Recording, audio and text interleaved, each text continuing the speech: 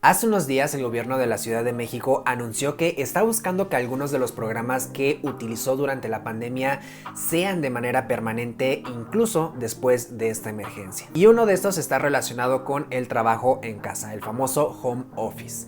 Se está buscando que después de la pandemia por lo menos el 20% del trabajo que se realiza normalmente en oficina pueda ser realizado desde casa, a distancia. Pero lo que me llama más la atención de esto es que para lograr este 20% no solo se propone que el 20% de la plantilla de trabajadores que hay en oficinas se pongan a trabajar desde casa, sino que se pueda lograr este porcentaje permitiéndole a los trabajadores laborar desde sus hogares 1 o 2 veces por semana. Las razones detrás de esta propuesta me parecen sumamente interesantes y en este video quiero platicárselas porque creo que hay un par de cosas que merecen mucho la pena ser conocidas. Ok, creo que hay un lugar más adecuado para platicarles de la primera razón.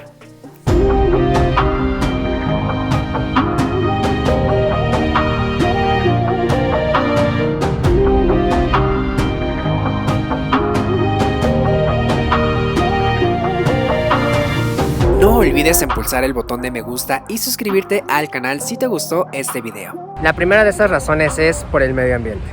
Estos últimos días han sido bastante alarmantes. Como seguramente todos sabemos, hay una sequía bastante severa en muchas partes del mundo. E incluso en la Ciudad de México los niveles del principal sistema de distribución de agua, el Cutzamala, se encuentra en los niveles más bajos en los últimos 25 años. E incluso esto está teniendo repercusiones de lo más inesperadas, como en Taiwán, que debido a la escasez de agua que están teniendo allá, no han podido cubrir con la demanda de procesadores que requieren un montón de aparatos que son muy indispensables hoy en día para nosotros. Sin mencionar, por ejemplo, la placa que acaban de colocar en el Iztaccíhuatl, donde anuncian la extinción del glaciar que se encontraba en su cima. Esto por poner algunos ejemplos. Creo que no cabe duda que después de la pandemia, el siguiente gran, enorme reto al que nos vamos a enfrentar es al del cambio climático. Y ya vamos tarde. Afortunadamente, muchas personas, muchas instancias, empresas ya se han puesto manos a la obra. Muchas tecnológicas ya han empezado a utilizar materiales reciclados en sus productos, materiales de un origen responsable. Las automotrices por fin están migrando a vehículos eléctricos después de muchísimos años. Gobiernos están empezando a tomar acciones más severas, entre muchísimas otras cosas, pero no solo se requieren de estas acciones a largo plazo, sino también es necesario que se efectúen acciones a corto plazo y a mediano plazo para poder acelerar este proceso de cuidado del medio ambiente. Pero aún hay millones de cosas pendientes por hacer, y justamente estas ideas, como las de hacer obligatorio el trabajo desde casa, son ideas que pueden acelerar este proceso del cuidado del medio ambiente. Hacer home office reduciría considerablemente la huella de carbono que se genera por los traslados que hace la gente desde sus hogares hasta sus oficinas. Si retomamos la propuesta del gobierno de la Ciudad de México, esta reducción podría llegar a ser por lo menos del 20%, que aunque no parezca grande, la verdad es que es una cantidad enorme menos de contaminantes. Y no solo es la huella de carbono generada por los traslados de las personas, sino también por el uso de las oficinas.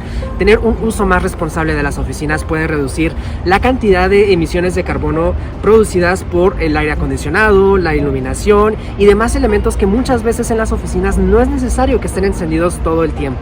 Si se hace trabajo desde casa durante algunos días de la semana, es probable que se pueda manejar de manera más responsable el uso de las oficinas, de usarlas solamente cuando es realmente necesario. Y lograr esto no es imposible. Justamente uno de los grandes aprendizajes de la pandemia fue el poner a prueba ¿qué pasaría si de manera masiva todos comenzáramos a laborar desde casa? Y los resultados no fueron malos, o sea, realmente fue un impacto muy positivo el que se tuvo en términos de medio ambiente al realizar esto. Y es justo esa la razón por la que este es el mejor momento para emplear esta propuesta. Hicimos un experimento mundial gigantesco relacionado con esto y ese aprendizaje lo podemos retomar para elaborar esta propuesta de la mejor manera. Quería platicarles de esta primera razón aquí en el bosque de Chapultepec, qué mejor lugar para hacerlo, pero les voy a platicar de las siguientes dos en un lugar más tranquilo. La segunda razón está relacionada con la movilidad. Creo que no es secreto que la Ciudad de México tiene serios problemas de movilidad. Tanto el transporte público como las calles de la ciudad se encuentran saturadas por la enorme cantidad de traslados que se hacen normalmente desde las zonas habitacionales hacia los centros de trabajo. La mayoría de los proyectos que se han realizado en la ciudad que intentan mejorar la movilidad han tenido la cualidad de que se realizan con base en teorías, no con base en una experiencia experimentación real o en un caso de éxito que se haya tenido en la propia ciudad, sino que se elaboran teorías, se hace una investigación profunda y se deciden las acciones a realizar que podrían mejorar la movilidad, y no siempre tienen éxito. Muchas veces lo logran, pero muchas otras no tanto. Sin embargo, la pandemia permitió una enorme experimentación a nivel mundial en muchos ámbitos, especialmente en la movilidad. Con la reducción de la movilidad de la mayoría de las grandes ciudades del planeta, se logró entender de manera muy concreta qué es lo que pasaría si logramos reducir los trayectos realizados usualmente para llegar a las zonas de trabajo. Y hoy en día conocemos cifras muy concretas que nos permiten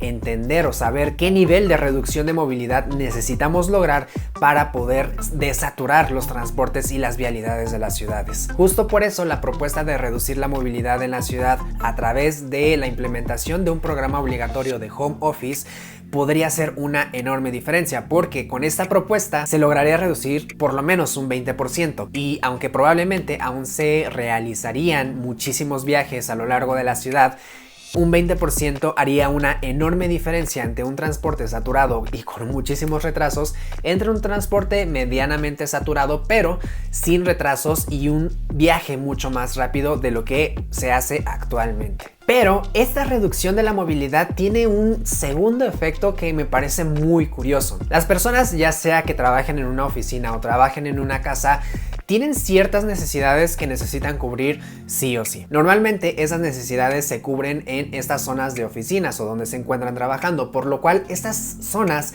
suelen llegar a crecer bastante en términos económicos. Comienzan a surgir negocios de todo tipo como restaurantes, cafeterías, papelerías, tiendas de servicio, muchas cosas que estos oficinistas requieren. Es por eso que las zonas donde normalmente se congregan oficinas suelen tener mucha actividad económica, mucha vida en sus calles. Pero si trasladamos por lo menos el 20% de estas necesidades, de esta movilidad interna de barrio hacia las zonas habitacionales, podría tener un beneficio positivo justamente en esas zonas que probablemente requieran más derrama económica. En otras palabras, estas necesidades que normalmente cubren los trabajadores en las zonas de corporativos o en las zonas de oficinas, ahora pueden cubrirlas en sus propios barrios donde habitan. Y esto no solo puede ayudar a crecer la economía interna de muchas otras partes de la Ciudad de México, sino que también puede ayudar a incrementar otra cosa que se llama el sentido de comunidad, de lo que ya hemos platicado muchísimo en otros videos aquí en el canal. Pero en resumen, de acuerdo con la ONU, ese sentido de comunidad puede ayudar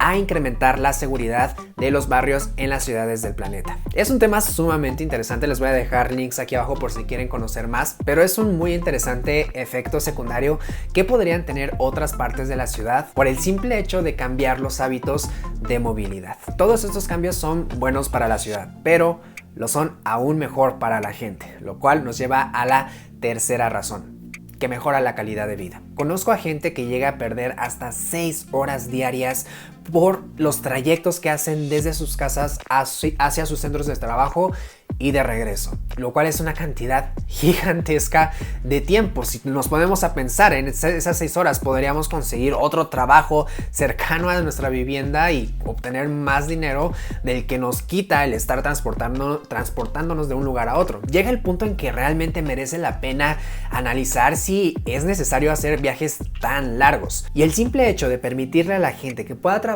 desde su casa por lo menos 1 o 2 días a la semana hace un cambio radical para esas personas, pues se les está regresando hasta 12 horas de su vida que pueden aprovechar para hacer cualquier otra actividad que a ellos les guste, ya sea cosas como ver películas, ir al cine, estar con sus hijos, ir a un parque, lo que quieran, cosas que realmente les permita disfrutar su vida. Y desde luego no todas las personas tienen la capacidad de trabajar desde su casa, porque no todos hacen trabajo de oficina, algunos realmente necesitan hacer ese trayecto, pero es justamente este desahogo de transporte que también beneficia a esas personas que sí necesitan hacer ese trayecto obligatoriamente, porque el transporte se desahoga y con ello se reducen los tiempos de traslado. Todos terminan ganando de alguna u otra forma. Viéndolo de otra forma, es una manera mucho más responsable de utilizar los sistemas de transporte que tenemos en nuestra ciudad, haciendo solo los trayectos cuando es realmente necesario.